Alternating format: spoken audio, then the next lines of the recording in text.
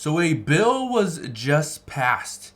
This is big news because now this means the United States Congress can move forward with other priorities. Now, what I'm going to address today is actually both good news and bad news. Yes, a bill has been passed, but at the same time, it now puts into question other priorities. I'm going to address what's going on there, how this is going to impact you. All I ask is one thing. Takes 2 seconds, and if you enjoy these daily updates, do me a favor, go ahead, hit that like button, and now let's begin.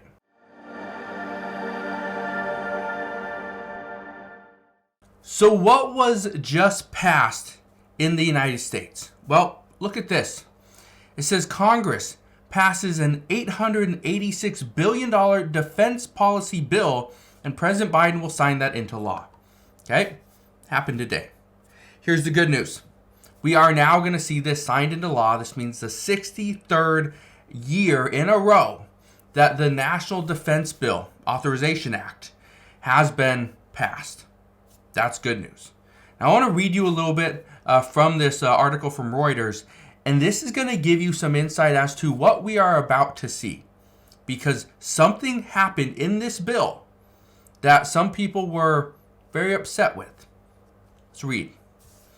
It says more than 2/3 of the U.S. House of Representatives voted in favor of a defense policy bill on Thursday that includes a record $886 billion in annual military spending and authorizes policies such as aid for Ukraine and pushback against China in the Indo-Pacific. Key here is it did pass additional funding for Ukraine. Okay? But I want to keep reading this because, again, this is important what's in it. It says the vote in this year's bill, it is actually, it was 3,100 pages long. It authorized $886 billion, which is up 3% from last year.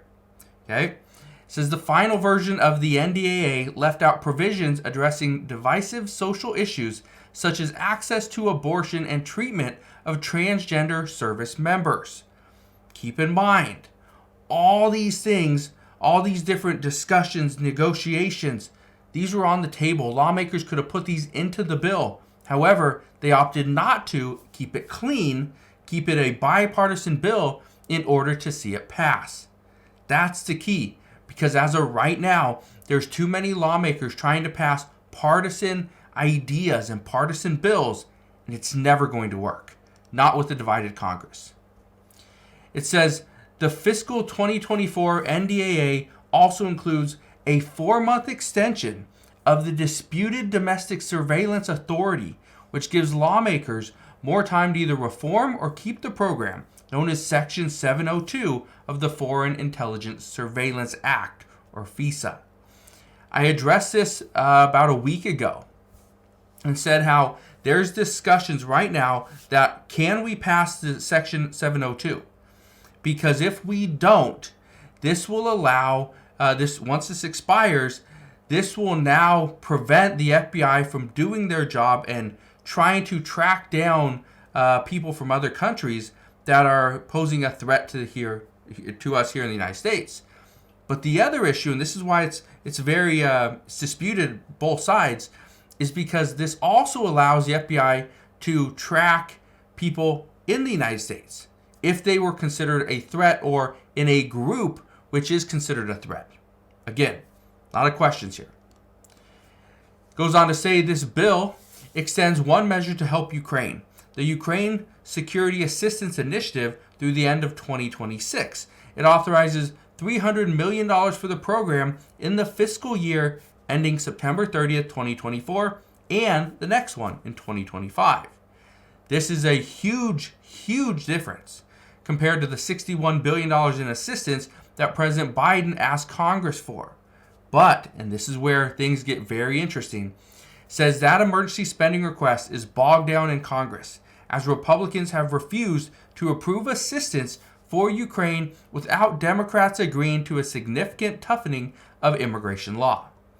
Here's why this is such a big deal. Right now, what we are seeing is this additional funding for Ukraine is being held up. $60 billion. It's being held up. There's also about $14 billion for Israel that is being held up as well, because those two things are almost going to pass simultaneously. At the same time, if there's funding for Israel, there's also going to be humanitarian aid for Gaza. This is why it's a big deal. Look at this. It says Gaza families are begging for bread and eating donkey meat as aid deliveries falter. This is what we're seeing. Okay, look at this. If you look at this picture, all these people, okay, mostly children, lined up with these pots, begging for food because food is not coming into Gaza and that region as quickly as it needs to. Well, look at this. Also from today, says the UN says food trucks are being intercepted as hunger grows in Gaza. Again, children with pots waiting for food. How is it that food trucks are being intercepted? It's simple, and this is something that we knew was going to happen. If we do not protect the food trucks, the delivery trucks, they will be ransacked as they're driving through the cities. That's exactly what's happened.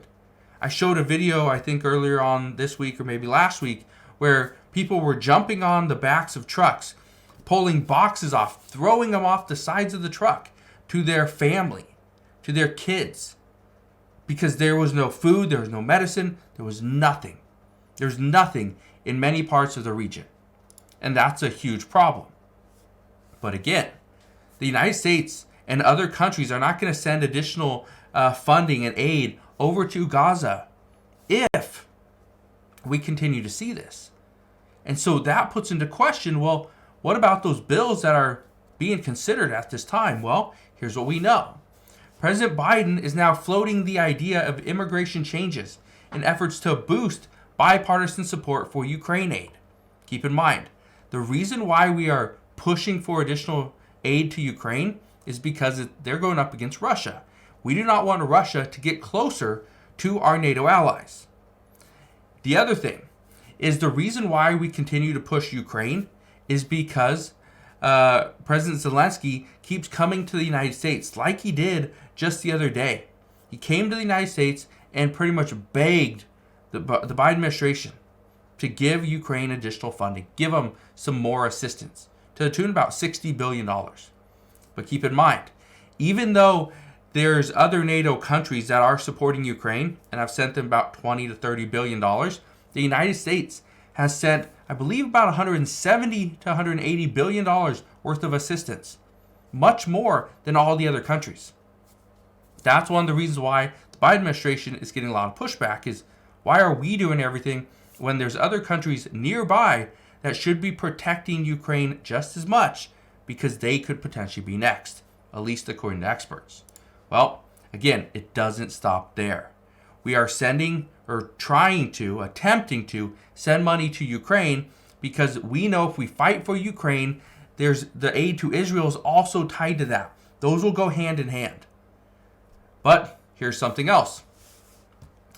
In Lebanon, we're now starting to see the worries grow that Netanyahu will not stop with Gaza, that he is going to continue to try to kind of build his power, his authority, his reign. That's what they're expecting. And so now, people in Lebanon, for example, Hezbollah, they are fighting for their lives. They're fighting to ensure that Israel does not try to attack them.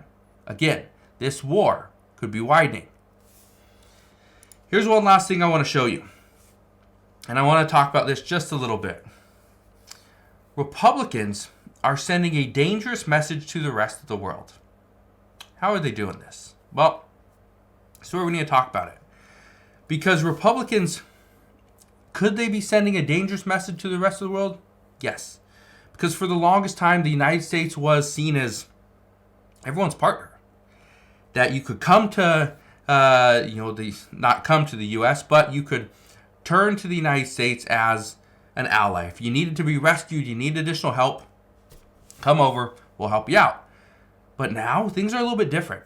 Now, according to experts, they say our divided Congress is seen as one that is more about the American people and less about other countries. It's about the American people and our security here on U.S. soil, not other countries.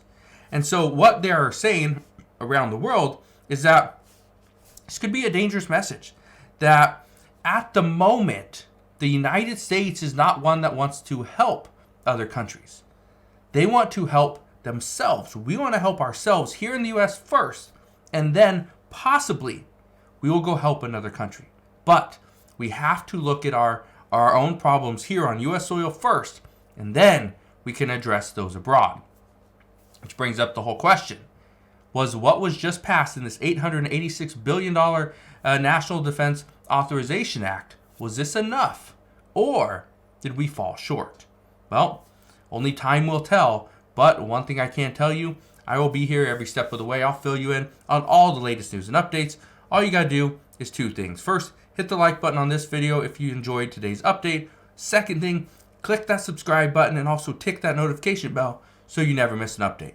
But that's what we know as of today. So again, thank you guys for watching. Consider subscribing, and I'll see you guys on the next one.